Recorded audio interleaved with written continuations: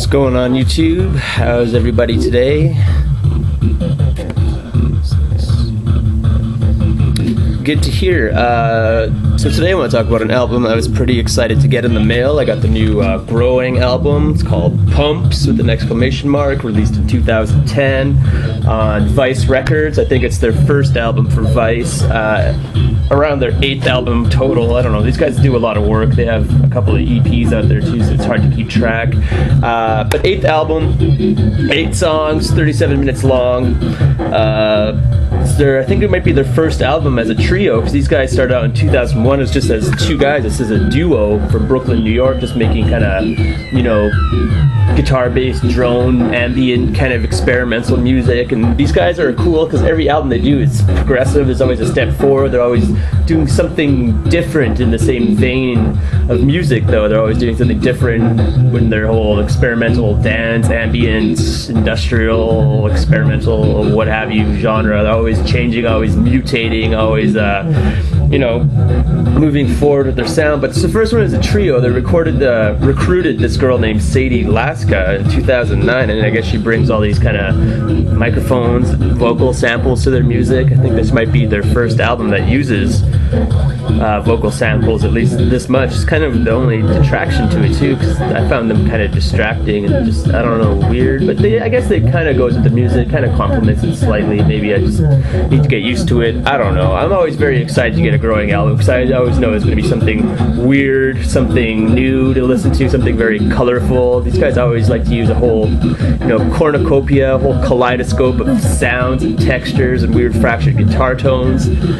I'd go as far to say this is probably the most accessible work, even though it's not all that accessible. It's probably their album that makes the most sense, even though it doesn't make the most sense. The most, what am I trying to say? Beat-orientated, the most dance-orientated kind of thing, even though everything on here is still very, fractured and weird, very kind of, what's the word I'm looking for? I don't know. This album has a lot of the same kind of whirring and glitching, and it has a lot of that weird kind of fart noises and dinosaur groans and sounds of UFOs landing and lasers and all that stuff, but more through a beat-orientated vein than their other stuff was. Their other stuff is more just kind of whooshes and open soundscapes. It's still glitchy and experimental, but this is probably the most, like I said, accessible, maybe fully realized album. And that might make some of their fans angry because it's, a little more straightforward than the other stuff, even though it's not all that straightforward. The music on here reminds me a lot of Fuck Buttons Alive, reminds me a lot of maybe Emeralds a little. There's all these kind of experimental electronic bands that are coming up that I like too, like White Rainbows. I hear a little bit of that, the more ambient, psychedelic aspects of this album. But like I said, it's definitely the most beat-orientated. If you're familiar with Growing, you'll know that they always have these kind of expansive, I keep saying glitchy, soundscapes going on. It still has that, but it's more through a techno dance kind of vibe. Definitely their grooviest work.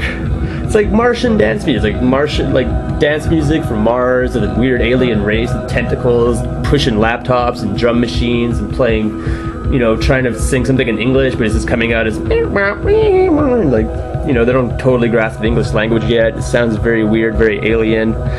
Maybe if the robots that make Daft Punk music got in a Super Soaker fight or something, and their, circuits and microchips are all glitching and sparking around, they start bumping into each other and knocking over their laptops and everything else, trying to make their, super accessible dance music, and just screwing it up horribly. And it would probably sound like Growing, just like dance music, but it's like something's wrong with it. But that's kind of what the whole endearing part of it to me is about Growing's music. Is it's always weird and different. It's, is it fully realized? What are these guys doing? It's very, very crazy.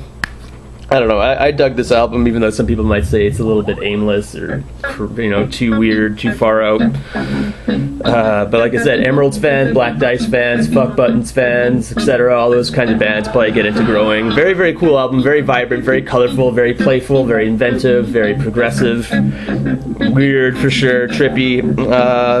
Even the cover art is just some weird girl holding a spiral thing, and if you look close, right by the girl's eyes, a girl with about to hit a red button there, make something explode or open a garage door, I don't know. On the back we got some chick with sunglasses, some sort of collage thing going on, I don't know. sexy women's lips, I'd assume, with the track listing. I don't know what that middle of the dot is, just colors. Then a robot arm picking up a ball. These guys actually have some video clips of their music set to, you know, robots doing the dishes, and people walking in sandstorms and hurricanes and stuff like that on their on Vice Records TV, I think it is. I'll post a link in the underbar. But yeah, very trippy music. If you like very experimental music, you don't mind something that's, you know, a little slightly dancey, but still very weird, still very far out. You probably get a kick out of Growing. They do a lot of work.